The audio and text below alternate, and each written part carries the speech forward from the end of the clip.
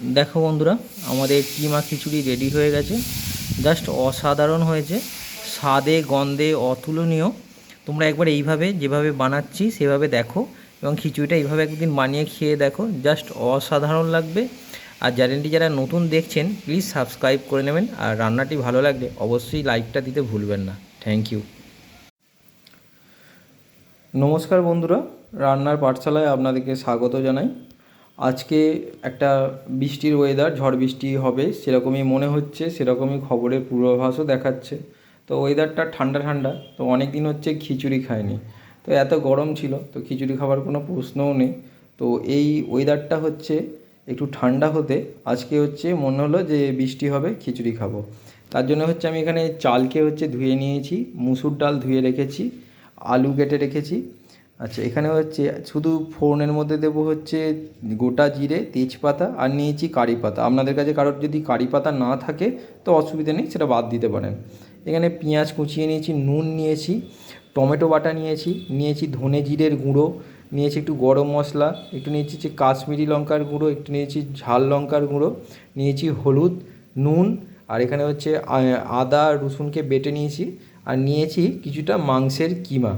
যদি মনে করেন কেউ কিমা দিয়ে হচ্ছে খিচুড়ি করবেন না, নর্মাল করবেন, তো সেক্ষেত্রে এই মশলাগুলো হচ্ছে যেভাবে কষাবো সেভাবে কষাবেন।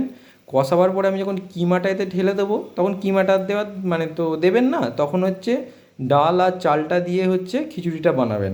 বাকি প্রসেসটা ওভারঅল একই থাকবে, সেটা নিয়ে কোনো ব্যাপার নেই। তো আমি এই কিমাটা দিয়ে হচ্ছে পুরো প্রসেসটা করে দেখাচ্ছি যে কীভাবে হচ্ছে এই খিচুড়িটা বানাবো। তো সবার প্রথম কড়াইতে তেল দিয়ে দিলাম। এবার তেলটা হচ্ছে গরম হয়ে গেলে সবার আগে হচ্ছে আলুটাকে হচ্ছে ভেজে নেবো। যেভাবে আমরা মাংস করার আগে আলুকে ভাজি সেরকমভাবে আলুটাকে ভেজে নেব। আমরা আলুগুলোকে ভালো করে হচ্ছে ভেজে নেব। তো আমার আলুগুলো হচ্ছে আমি ভাজা হয়ে গেছে। এবার আলুগুলোকে হচ্ছে আমি তেল থেকে তুলে থালায় রেখে দেবো। দিয়ে হচ্ছে এবার হচ্ছে একটা মশলার জন্যে প্রিপারেশান নেব। তো এবার ওই আলু ভাজার তেলটার মধ্যেই আমি তেজপাতা আর গোটা জিরেকে দিয়ে দিলাম।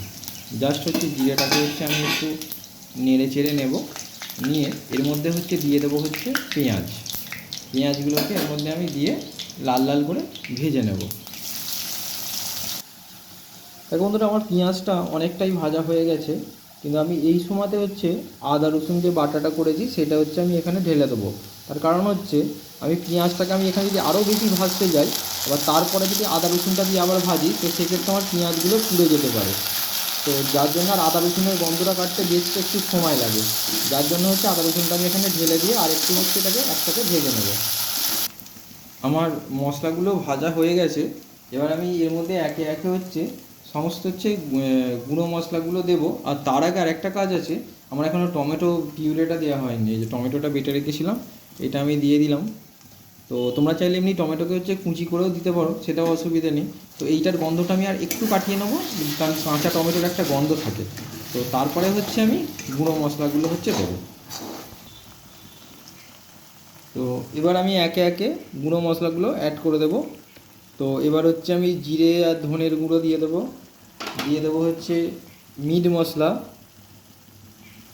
দিয়ে দেবো হচ্ছে হলুদ, দিয়ে দেবো হচ্ছে লঙ্কা। আপনারা চাইলে কাঁচা লঙ্কাও ব্যবহার করতে পারেন, আর ঝালটা আপনাদের স্বাদ মতো দেবেন। আর হচ্ছে দেব নুন। এবার আমি এই সমস্ত মশলাটাকে ভালো করে মিশিয়ে নেবো। আর আমারটা একটা এখনও পর্যন্ত খুব ভালো জিনিস যেটা আমি নিয়ে এসেছি দেবে বলে সেটা দেওয়াই হয়নি, সেটা হলো হচ্ছে কারি পাতা। তো এই কারি পাতাটা হচ্ছে আমি একটু দিয়ে দেবো। আর আপনাদের যদি কারি পাতা কারোর কাছে না থাকে তো চাপের কোনো ব্যাপার নেই, দেওয়ার দরকার নেই। আমি হচ্ছে কারি পাতার একটা গাছ বসিয়ে রেখেছিলাম 4-5 বছর আগে থেকে, তো সেই জন্য কারি পাতাগুলো আমার এখানে খুব অ্যাভেলেবেল। তো আপনাদেরকেও বলবো এই বর্ষাকাল আসলে একটা কারি পাতার গাছ বসিয়ে নেবেন। সেটা হচ্ছে কারি পাতাটা রান্নায় স্বাদও খুব ভালো বাড়ায়, একটা সুন্দর সেন্ট নিয়ে আসে, আর খুব ভালো কাজ দেয়।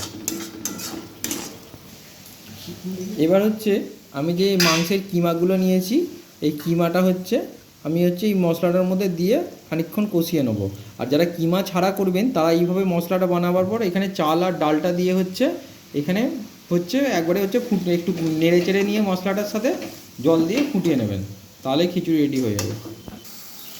তো দেখো বন্ধুরা, আমাদের মশলাগুলো দিয়ে কিমাটা কষানো হয়ে গেছে, পুরো মানে চিকেন ভর্তা যেরকম হয় সেরকম পুরো দেখতে লাগবে। এটাতে যদি শুধু একটু বাটার দিয়ে দিতাম আর একটু গোটা গরম মশলা দিয়ে একটু প্রসেসটা অল্প একটু চেঞ্জ, পুরো চিকেন ভর্তা তৈরি হয়ে যেত। বা যারা চিকেন কিমা খেতে চাও, এখনও পর্যন্ত যতটা রেসিপিটা রান্না হয়েছে শুধুমাত্র আরেকটু জল দিয়ে ঢাকা দিয়ে কিমাটা সিদ্ধ করে নিলেই চিকেন কিমা রেসিপিটা এইভাবেই হয়ে যাবে।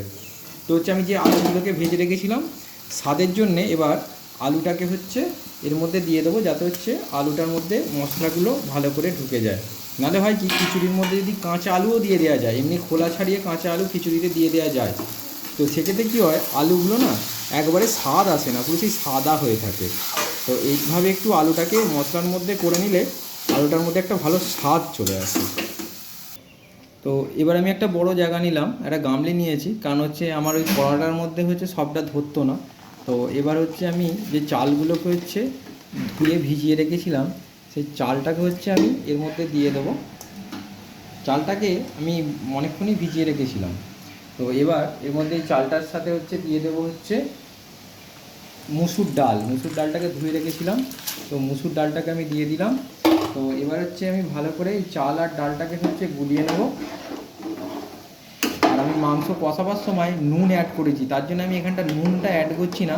খিচুড়িটা যখন ফুটে যাবে তখন আমি নুনটা চেক করবো যে নুনটা ঠিক আছে কিনা, যদি মনে হয় তখন আমি আরেকটু নুন অ্যাড করব। তো এই প্রসঙ্গে তোমাদের বলে রাখি, কখনো যদি কোনো রান্না করতে গিয়ে যে দেখো নুন বেশি হয়ে গেছে, ঘাবড়াবে না। একটা সেদ্ধ আলু বা কাঁচা আলুর খোলাটা ছাড়াবে, যাই করে থাকো কেন, ডাল হোক তরকারি হোক, ওই রান্নাটার মধ্যে দিয়ে দেবে, দিয়ে 2-5 মিনিট ফোটাবে, দেখবে রান্নার নুনটা কমে যাবে। আর কখনো যদি ঝাল হয়ে যায়, সেক্ষেত্রে গুঁড়ো দুধ বা এমনি লিকুইড দুধ সেই রান্নাতে কিছুটা অ্যাড করবে, দেখবে ঝালটা কমে যাবে। তো এবার এর মধ্যে আমি যে মাংসটা কষালাম, সেই মাংসটা আমি এই জলটার মধ্যে অ্যাড করব।